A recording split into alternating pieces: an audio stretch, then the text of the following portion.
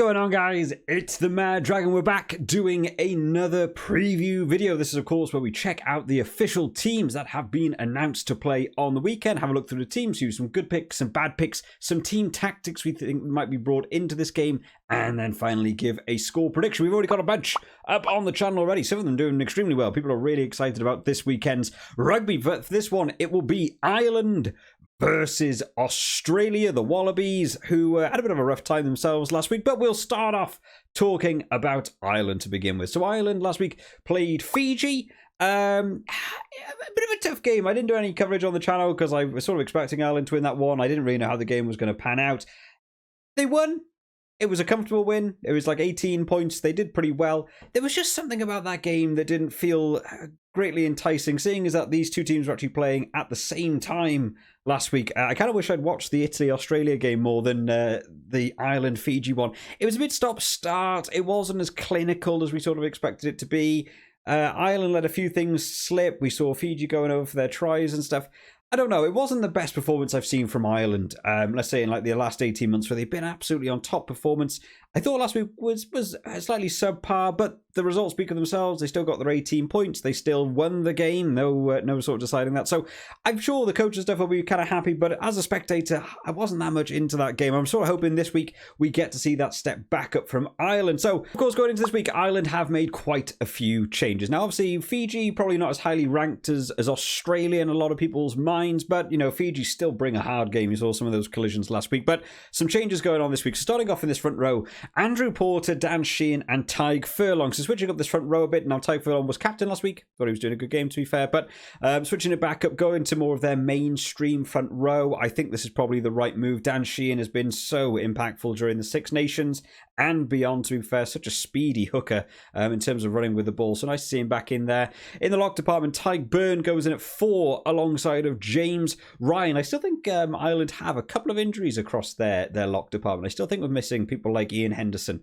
So Tyg Byrne going in at 4 can play in that back row if you need him to, but I quite like him in the lock department, to be fair, because when you do, you get to have a back row that looks like this. Peter O'Mahony, Josh van der Fleer, and Keelan Doris. 3 lads playing really good rugby at the minute. All 3 play together a lot now throughout the Six Nations Summer Tour. These lads have begun to know each other a lot. We saw the sort of World Player of the Years. Josh van der Fleer's like getting his name in there as well. I think he's been playing extremely well. Keelan Doris playing at 6 last week.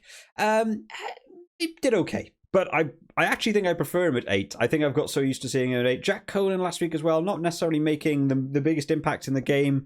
I think Keelan Doris going back to 8 is probably the right move for now. Peter O'Mahony and Josh van der Fleer alongside him. I like that setup. So this is more of your standard 1 to 8 that you've seen from Ireland. They know what they're doing. Line out should be functioning well. Scrum should be functioning well. 2 big key areas that Australia have been trying to compete at. And we've already spoken a bit in the past about Australia's issues at the minute with locks, with injuries and red cards and everything else they've had going on. So they've had to recover. But in terms of the Rugby Championship, they did pretty well in terms of the lineouts, to be fair. But Ireland, at the minute, in terms of World Rugby, I think are really up there towards the kings of the line out at the minute. So nice to see them still going strong. In the halfback partnership, Gibson Park alongside Johnny Sexton. You know, no switching if it doesn't need to be. These 2 lads will organise the field as they see fit. In the centre partnership, Stuart McCloskey comes in alongside Gary Ringrose this time. Now, I believe it was actually Henshaw that was starting last week. But Gary Ringrose going in there, probably the first choice outside centre, I'd say, in this Ireland team. McCloskey, I'm nice to see him still going. I'm really looking forward to see a bit more from him. Really get to see him open up. He does do a lot of switching out wide as well, which I quite like about McCloskey. You don't really get to see a lot of 12s move to the wing, but McCloskey seems to find himself on that outside wing more often than not, to be fair. So I kind of like that. It's a different angle for a team like Ireland that you don't really get to see from a lot of the teams. You don't think of inside centres running outside onto the wing, but I do like him there. And then finally in the back 3, we have Jimmy O'Brien moves to the left wing, Mac Hansen on the right wing, and Hugo Keenan in that fullback position. Now, they tried a little bit last week. They've moved Jimmy O'Brien around quite a few times throughout this. No Balakoon started this week, who I think has been playing well, to be fair. So I know he might be feeling a bit of a shame to be missing out. But Mac Hansen scoring your tries. Hugo Keenan, I think most people agree Hugo Keenan is probably the first choice fullback now for Ireland. There's still big names hanging around in Ireland that could absolutely go into that position, but I feel like Hugo Keenan's there. And if you have an injury on wing, he can also switch to the wing if you really need him to. But I do quite like Hugo Keenan there. So overall, 1 to 15, this is looking like a pretty good Ireland team, to be fair. They should be looking for a good game. In terms of the replacements then, we have Rob Herring, Cian Healy and Finlay Beelum. This feels like a bit more of a usual Ireland team that we've seen in the past. Joe McCarthy and Jack Conan coming in alongside those boys. And then the replacement backs of Craig Casey, Jack Crowley and Bundy Aki. There's a name a lot of people would be excited for. Quite surprised actually to see McCloskey starting ahead of Aki. Maybe I would have actually started Aki. I do like Stuart McCloskey.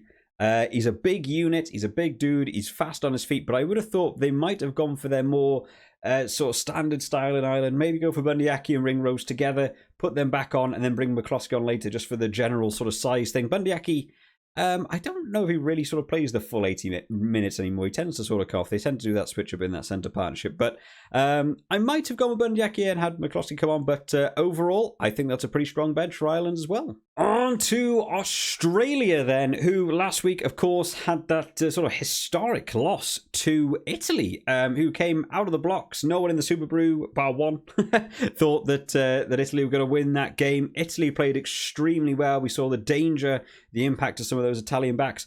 Australian discipline, not the best from what I've seen. A couple of the forwards giving away very silly penalties, didn't need to happen. We sort of spoke about that in the Rugby Championship as well. Silly penalties that won't be helping you win a game like that. So they'll want to cut down on those sorts of issues. Just don't give any easy threes away, especially a team against Ireland. Sexton's going to be hitting those threes all day long. You can't really afford to. Now, again, sort of like I said for Ireland, Ireland you'd rate probably much higher than Italy at the minute in terms of World Rugby. I think Ireland are still sitting there at the number one spot, so you'd probably rank them a little bit higher. So there's been quite a few switches for Australia. Maybe there was too many last week versus Italy. So starting off in this front row, James Slibber comes back in as captain alongside of David Parecki and Alala Toa, retaining that front row. This is a more usual Australian front row that you get to see. Scrummaging going to be a big area in this game, to be fair. Gaining the forward momentum between these two teams really puts you on a big, big positive. Allows you to get those penalties in the scrum, allows you to move up the field. Who's ever going to be winning that maul battle? We know both teams like a good driving maul. Sometimes to Australia's deficit sometimes. Sometimes they really believe in that driving maul and they don't have a lot of other attack options. If it doesn't spread out wide, they just sort of definitely try and go through those forwards. But Ireland are very used to it as well. In the lock department, Nick Frost comes in alongside Catherine Neville, another guy. Penalties last week. Felt like there was quite a few going against him. Seeing as he came on from the bench, there were still quite a few. I know he did get his a try as well, so he sort of rectified that a little bit, but quite a few penalties going against there. We won't be seeing Will Skelton this week starting, who's a big unit. Get him in the line outs. You think Ireland?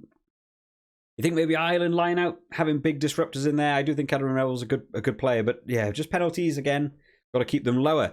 In the back row, a few switches around here. Jed Holloway comes in the 6 shirt. Michael Hooper back in on the 7 shirt. And Rob Valentini in the 8. Now, Fraser McWright's been playing well. To be fair, he's been getting over that try line. I still maintain he's a bit sort of single man, I'm doing this for me sort of thing. Whereas Michael Hooper's like the team unit, jackling, tackling, going absolutely berserk. But I do actually quite like Fraser McWright. I'm not sure if he has the ability to swap sort of flank positions. I've also never seen Michael Hooper really play out of 7. I've only ever seen him play there. It would be quite fun to see Fraser McWright play alongside Michael Hooper if it's possible. Not entirely sure. No Pete Samu either starting this week. Rob Valentini and Pete Samu offer quite a similar skill set in terms of ball carrying. But I think Samu has a little bit more game awareness. Again, sort of like I was talking about McCloskey. You find Pete Samu out on the wing a lot. It's nice to see those sort of number 8s, the bigger boys, get them out on the wing, charging down. We saw it in the Rugby Championship quite a few times, making good meters on that wing. So I'm sure he'll make a big impact from the bench, but Rob Valentini's no slouch in the ball carrying department as well. In the halfback partnership, 2 swaps around here. Nick White comes in alongside of Bernard Foley. Maybe they weren't that happy last week with some of their kick injuries. I know we had that last minute kick for Australia, didn't go over the posts. Did it cost them the game? That's up to people's discretion there. But going into this week, probably having some more experience, some higher cap players in that halfback partnership just to run the team better is probably a good move. Centre partnership, Hunter Paisami alongside of Len Ikitau, an unchanged centre partnership that has been working well. We've seen some different variations in the centre partnership, but Ikitau is one of the more consistent players in this Australia team. And then in the back 3, Tom McWright, Andrew Kellaway, and a man's name who I really struggle to say, so apologies for pronunciation, Mark Nawakanitawase. Hopefully, I'm sort of getting that pronunciation right. Apologies for poor pronunciation. We've had a lot of names this week, especially going over a couple of teams that I'm not the best at pronunciations with. So no Jock Campbell this week. Andrew Kellaway. Andrew Kellaway's been a bit 50-50. Some games, Andrew Kellaway just explodes. He's scoring multiple tries in a game, and then in other games, we've sort of seen him where every mistake seems to be coming from him. I kind of prefer Andrew Kellaway on the wing as opposed to fullback. But I know they've had some issues with finding people, and people can swap around different positions. So giving new people a chance is a good shout. But I maybe would have liked to see Andrew Kellaway on the wing and had someone else at fullback. That might be the only change I'd make there. But overall, it's a good 1-15 for the Wallabies. In the replacements then, Falo Finga comes in alongside of Tom Robertson and Taniela Tupou. Yeah, bring on the big boys in that second half. Again, you're going to want to make an impact. I mean, Ireland are going to be bringing on a lot of experience with people like Cian Healy coming on. So bringing on weight. I'm not saying Taniela Tupou is not experienced, but sometimes just having to shift a big boy is worth more than caps, so maybe that's a good move. Will Skelton and Pete Samu, the replacement forwards. And then in the replacement backs, Jake Gordon, Noah Lolosio, and Jordan Pataya. Pataya doesn't feel like he starts a lot of games anymore. I like Jordan Pataya. I might like to see him start more games. I think there's some good impact here. I might have liked to have seen Australia go for a 6-2, to be honest. I feel like loading up on the forwards could be a good move for this game. We've seen Ireland in the past play these big games where you've got these sort of, top 10 in the world playing each other. There's nothing wrong with Ireland, just sometimes they just sort of hold back, take the 3 points when they can do, work through the forwards, they're competent at the breakdown, and they just sort of go through it. That becomes very long over an 80-minute game. Maybe I would have liked to have seen Australia back their forwards a bit for this one. Because the Ireland defence is also really good out wide. It's kind of hard to make good ground against the Ireland. So some of these backs might not see a lot of ball. So maybe going for the 6-2 would have been my chosen method there. But it's a good set of replacements there.